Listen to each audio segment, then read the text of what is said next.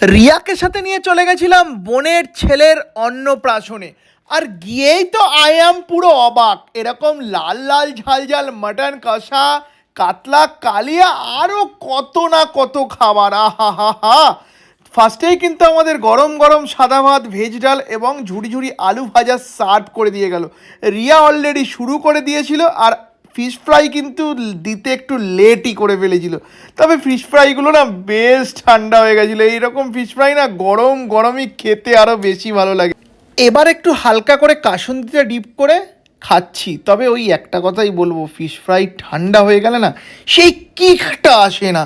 যে গরম গরম ফিশ ফ্রাই খাওয়ার যে মজাটা, সেই মজাটা কোথায় যেন হারিয়ে যায়। বলো রিয়া কীরকম লাগছে? রিয়া বলছে ওই মোটামুটি লাগছে।